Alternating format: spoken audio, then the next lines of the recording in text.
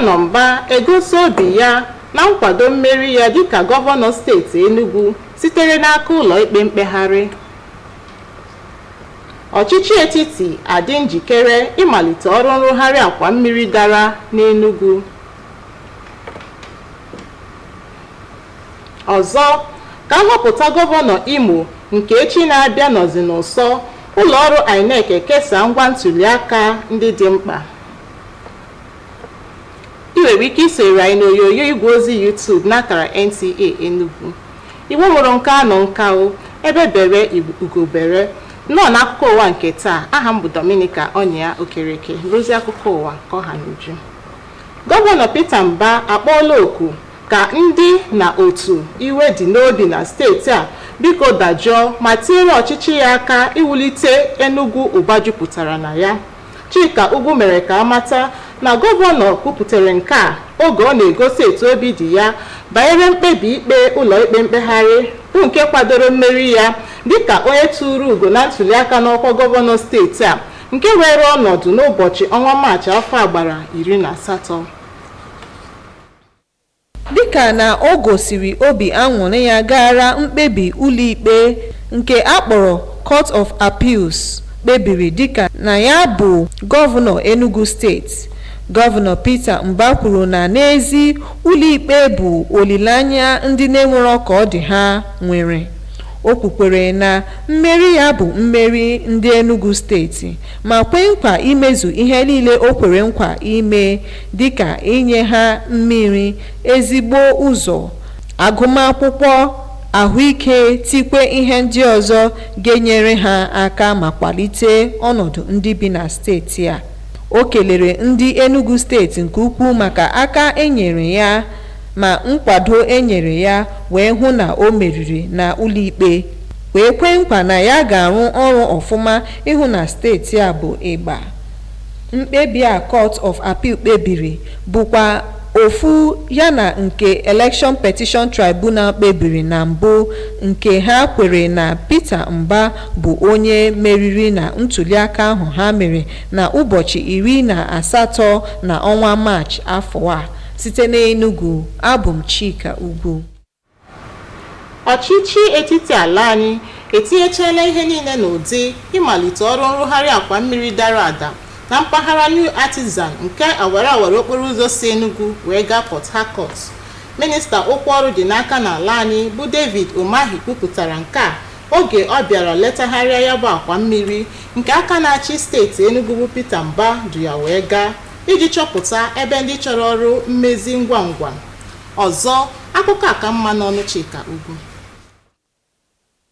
Dịka gọọmenti etiti nakwa gọọmenti steeti agago ebe ọwa mmiri ahụ dara ada ịhụ ihe mebiri, onye ji ọkwa minista ọrụ bụ Dave Umahi kwuru na ọrụ ga-ebido na ọwa mmiri nke kwụ ọtọ na ụbọchị 10 na ọnwa Nọvemba iji belata ahụhụ ndị na-esi ụzọ ahụ na-agabiga. O kwukwere na enyego ndị ga-arụ ọrụ ebe ahụ ego ka ha bido rụwa ọrụ, tikwa nke nọ na ụzọ emene n'ihi na President Bola Ahmed Tinubu wepụtara ego site na nke akpọrọ 2023 Supplementary Appropriation maka ya bụ ọrụ. O jikwa ohere ahụ wee too Gọvanọ Peter Mba maka ọrụ ọ na-arụ na steeti a nakwa imezi okporo ụzọ. Gọvanọ Peter Mba toro gọọmenti etiti maka mmalite ọrụ ha malitere ngwa ngwa imezi ọwa mmiri ahụ ma kwee nkwa na gọọmenti steeti a ga-enye ha enyemaka ọbụla ha chọrọ ịhụ na ọrụ gara nke ọma nakwa na ha mechiri ya ngwa ngwa. Ha kwuru na ụbọchị 20 ọnwa Nọvemba ka ha ga-emeche ọrụ na nke ka kwụ ọtọ tupu ewee bido ọrụ na nke dara ada. Site n'Enugu, abụ m Chika Ugwu. Onye nhazi ngalaba okwu omenala na mkpezi n'ụzọ omenala dị n'aka n'ụlọ akwụkwọ mahadum Godfrey Okoye dị n'Enugu bụ Dọkịta Ferdinand Anikwe kwuru na ọsọ ntachi obi bekee kpọrọ marathon bụ otu n'emume ndị achịkọbara maka emume ụlọ akwụkwọ ahụ ji enye ndị gụchara n'ụlọ akwụkwọ a agba nke 11 ya asambodo nzere mmụta ha wetara. o mere ka anyị mata nke a oge odu ndị nnọchiteanya mahadum ahụ wee bịa njem nleta n'ụlọ ọrụ anyị bụ NTA dị n'Enugu. Ka Chinenye Nwoye kọrọ gị akụkọ a nke ọma. Ọrụ pụrụ iche gbara ọkpụrụkpụ nke n'ụlọ ọrụ NTA na-arụ ọkachasị n'ebe ọ metụtara ịgbasara ọha na eze ozi bụkpo ma bụrụ ịgba so n'otu ihe butere ụfọdụ ndị ụlọ ọrụ Godfrey Okoye University nke ọ bụ Dr. Ferdinand Anikwedu ha bịa ịbịa hụ ndị isi ụlọ ọrụ NTA Enugu Network Center ịgwa ha gbasara mmemme niile ha mapụtara maka imerube mmemme convocation ha. Ya bụ emume nke a ga-eji aja misa dị asọ malite n'ụbọchị Sọnde bụkwanụ nke a ga-anọ n'ụbọchị Tuesday nwee nwe ọsọ na ịgba ọsọ site na Godfrey Okoye University ruo n'ogige ọkpụtọrọ ọkpụ ha dị na Ugwuọmụ n'Ike. Ihe a ga-ekwu ihe anyị na-ekwu bụ na anyị na-atụ anya na ndị ụlọ ọrụ NTA ga-abịa nọnyere anyị na agbamọsọ marathon a nke anyị ga-eme. Anyị emebugo nke izizi n'arọ gara aga, ọ gara ọfụma. Anyị mere maka ụmụ okorobịa na ụmụ agbọghọbịa na Naịjirịa niile, na ihe anyị ji eme ya bụ ka anyị hụ na ụmụ akwụkwọ na-enwe ahụike, maka onye nwere ahụike na-agụ akwụkwọ agbapụ ọsọ ọsọ pụọ ha n'ahụ eweta ahụike. O nyere onye obi ụtọ na ndị NTA ga-abịa ụbọchị ahụ wee bịa nọrọ anyị wee were ihe niile anyị ga-eme ziga na Naịjirịa niile, ziga n'ụwa niile. Anyị na-akwado mmemme ịgba ọsọ bido na Thinkers Corner ebe ụlọ akwụkwọ anyị bidoro wee gbara ọsọ ruo n'Ugwuọmụ ebe na-edowezi ọnọdụ maka ụlọ akwụkwọ a ịnọdụzigawa n'ihe mgbe ebighị ebi. Anyị na-asị na ndị ụmụ okorobịa, ụmụ ntorobịa na ụmụ agbọghọbịa ike dị igosi na ha ga-agbawu ọsọ ka ha bịa soro anyị gbaa ogologo ọsọ ahụ a ga-agba. Zonal Director ụlọ ọrụ NTA Enugu Network Center bụ Nwadị Elubike nabatara ndị ọbịa ahụ maka nkwenye ha kwenyere n'uchu ndị ụlọ ọrụ NTA dị ma kwezie nkwa ịdọnyere ha okwu. Anyị wee na-enekwa anya ka ọbịbịa ha bịa na ihe a ha na-achọ ka anyị na ha gbakọ aka wee mee ka ọ bụrụ ihe ga-adịgide na-aga n'iru. Nke kasị mkpa ha chọrọ ka anyị na ha mekọgodo bụ ije maọbụ ọsọ arụike a na-akpọ marathon. Anyị nwa n'onwe anyị na-achọkwa, anyị na-emesi anyị ike mbọsị ahụ ọ ga-abụ bụ on the 14th of November anụ anyị nọ n'ime ya, maka na arụike bụ ihe onye ọbụla kwesịrị ịkwado. Ndị mahadum Godfrey Okoye University nwekwara ngalaba ebe a na-azụpụta ndị ga na-enyere ndị mmadụ aka n'ụlọ ha. N'Enugu, abụ m Chinenye Nwoye. Naanị awa ole na ole fọdụrụ tupu ntụliaka n'ọkwa nke aka ga-achị steeti Imo nke afọ 2023 eruo. Onye isi ọrụ ụlọ ọrụ INEC na steeti ahụ bụ Ọkammụta Sylvia Agụ ekesala ngwa ntụliaka ndị dị mkpa nyere okpuru ọchịchị 27 dị na steeti ahụ. Chuma Nwankwere wetara nye akụkọ na emume nkesa ngwaọrụ nhọpụta n'ọkwa ọchịchị ahụ were ọnọdụ na ngalaba ụlọakụ ọba ego ukwu ala anyị bụ CBN dị n'Owerri. Dịka o si kwuo, ụlọ ọrụ INEC nọ kemgbe na-akwadebe maka nhọpụta a ga-ewere ọnọdụ na steeti Imo, Kogi na Bayelsa echi na-abịa.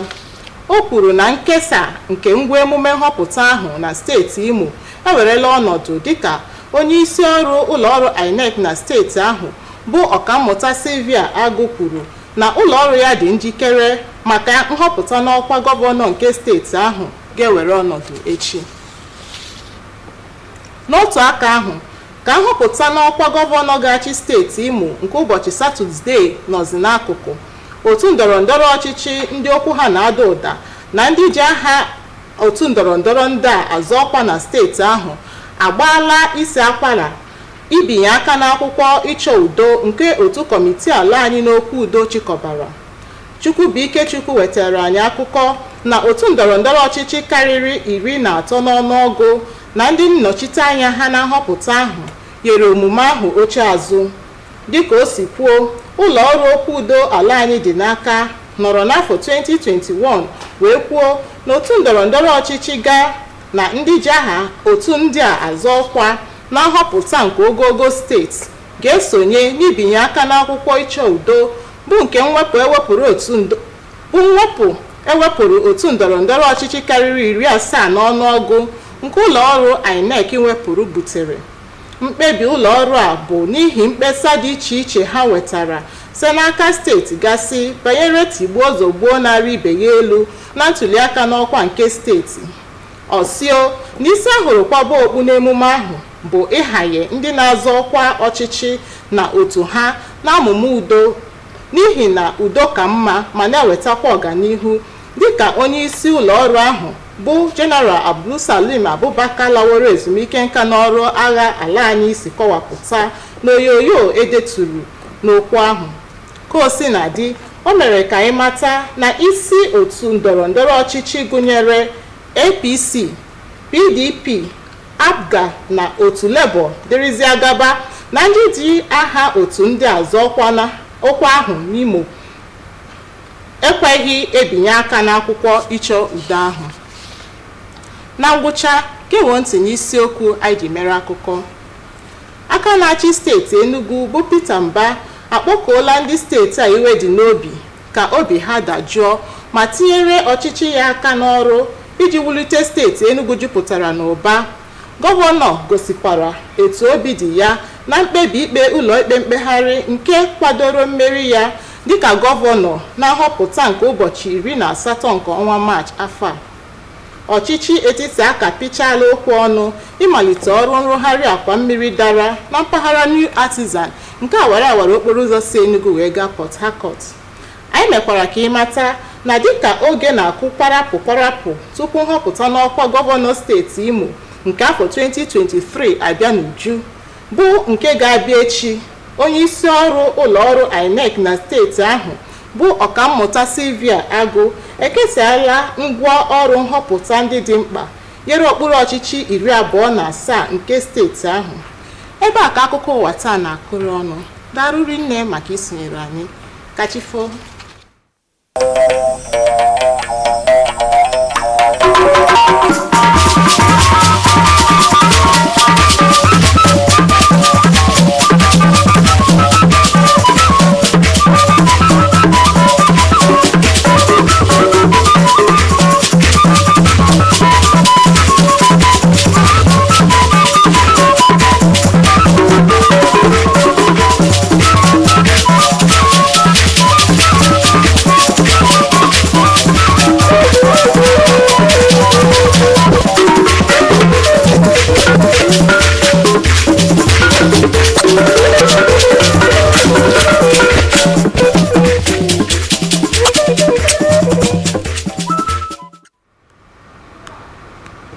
Governor Mba reacts as appeal court affirms his victory.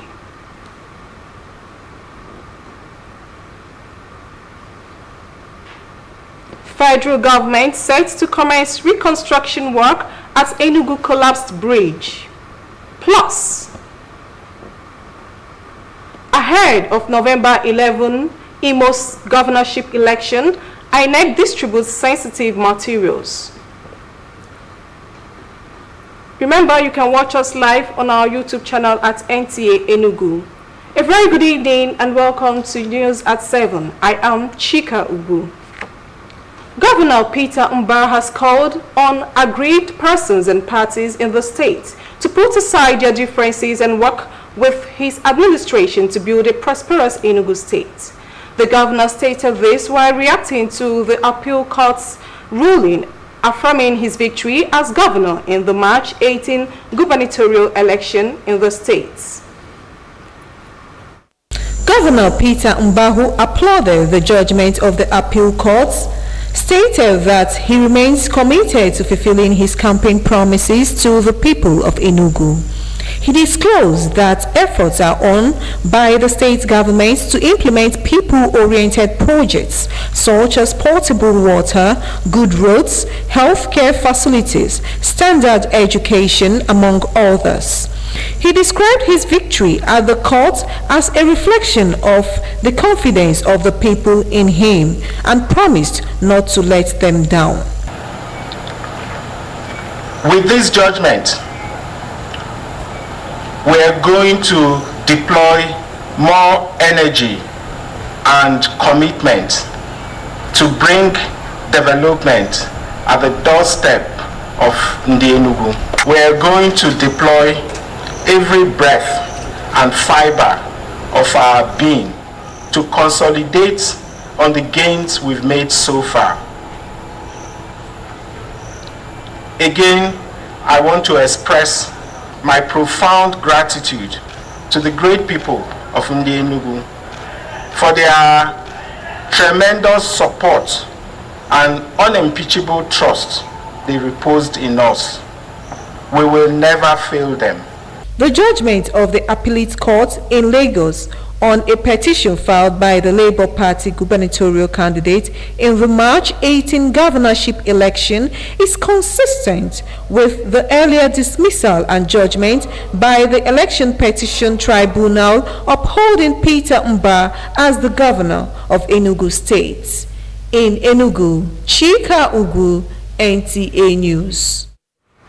The federal government has finalized plans to commence the reconstruction of the collapsed bridge at the new artisan axis of the Enugu Port Harcourt Expressway.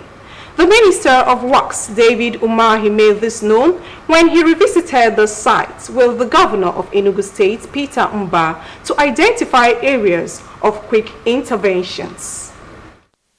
After several inspections carried out on the collapsed bridge by both the federal and state governments, the minister announced that repair works will commence on the standing side of the bridge on Friday 10 November to ease the pain of road users. He disclosed that contractors have been duly mobilized to fix the bridge along Enugu Port Harcourt Expressway and the one at MNA as provided for in the 2023 supplementary appropriation. And so he's always supporting Mr. President. And that's why Mr. President said we should come. The very day this thing happened and the governor was here, he asked me to go and see the governor and initiate action immediately. And so that's what we're doing. In the next 10 days, I'm sure that we will reinforce this bridge and we'll start to use it. The state governor, Peter Mba, applauded the federal government for the quick intervention on the collapsed bridge and assured that the state government will provide necessary support to ensure speedy completion of work on the two bridges. The last time we came here, the minister was also here to inspect and to identify areas of quick intervention. And I'm happy now to announce to you that the minister has come here to inform us again that work is going to commence here, and then effectively around the middle of next month, the full work on the both lanes of the bridge would commence. Fortification of the standing bridge is expected to be completed on November 20, after which reconstruction work will commence on the collapsed bridge. In Enugu,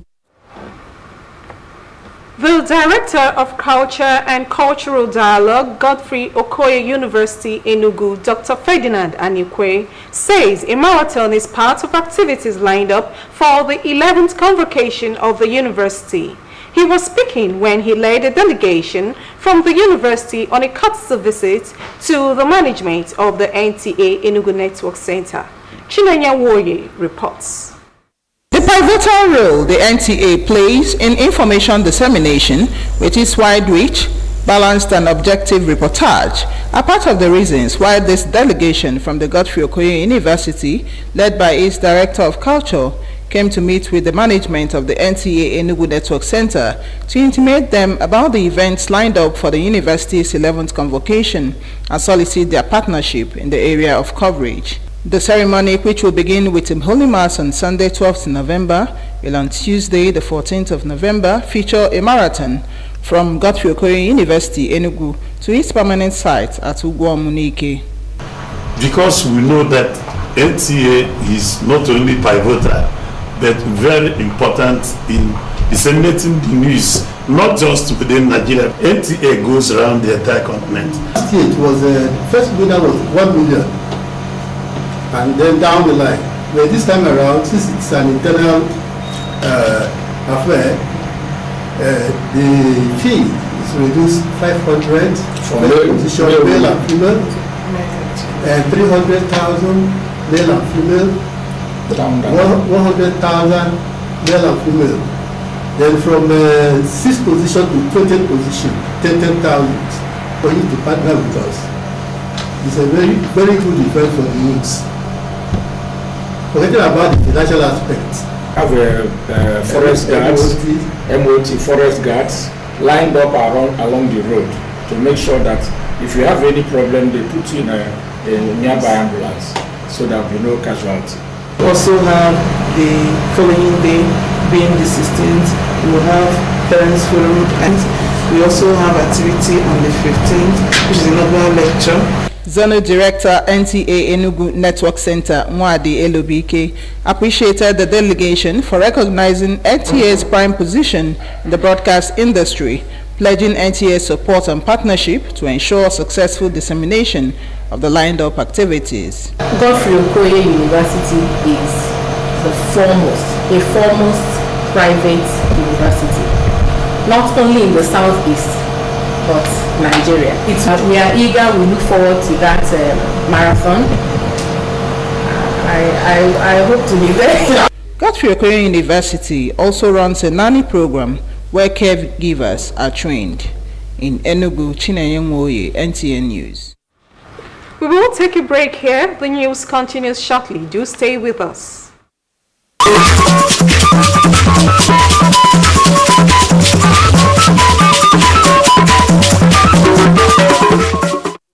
Welcome back. With few hours to the November 11, 2023 off-cycle governorship election in Imo State, the state's resident Electoral Commissioner, Professor Sylvia Agur, has distributed sensitive materials to the 27 local government areas of the state. Chuma Wankwere reports that the distribution exercise took place at the Imo State branch of the Central Bank of Nigeria in Owerri. INEC has been preparing for the conduct of off-cycle elections in Imo, Kogi and Bayelsa states scheduled for November 11, 2023 for some time now. Here in Imo State, last-minute preparations of materials for onward distribution to the various local government areas include from ECH series and other materials. Imo resident Electoral Commissioner Professor Sylvia Agu says her commission is ready for the governorship elections on the 11th of November 2023. From here, all the party agents and our electoral officers with the RETs, supporting RETs, they are moving straight to the local government with the materials. Tomorrow we'll conduct refreshers training so that on Saturday as early as 7:30, 9, 8 we are at the various PUs. Yes, you would agree with me that the die is cast and the Imo people would in less than 48 hours from now be going to the polls to elect a new governor. And here at the Central Bank office in Owerri, we can see party representatives, you can see major critical stakeholders inspecting materials INEC have assembled so that all the T's will be crossed and all the I's will be dotted. For now, there are no complaints of any nature. Let's get to meet some of the party representatives. Whenever we see the right process, we commend it, so that whenever the process is bad, we also condemn it. There have been constant signing of so many documents. Those are sensitive materials in preparation for the election coming up on Saturday. The result sheet, the total number of ballot papers, the quantity and the checklist have also been presented to us as well, which carries the total number of ballot papers and which local government is going to, the total number of PVC collected, all included in it. So far, the efforts have been smooth and very, very peaceful. We want to make sure we secure our sensitive materials until the election day, and we'll see what INEC has to offer. The credibility of INEC as at the election, then we can now say this is our level of confidence on them. Election is on course. The process of election starts with the distribution of these materials. We are here to observe the due proper distribution of the materials, and as you can see, INEC, they are bringing out the materials and packing them local government by local government. They appear to be satisfied with the exercise, but admonish INEC to be transparent throughout the whole electioneering process. Inowara, Chuma, Wankwara, NTA News. To end the news, a recap of the major stories. Enugu State Governor Peter Mbar has called on aggrieved persons and parties in the state to put aside their differences and work with his administration to build a prosperous Enugu State. The governor reacted on the heels of the appeal court ruling, affirming his victory as governor in the March 18 election. That was the news, and many thanks for watching. Good night.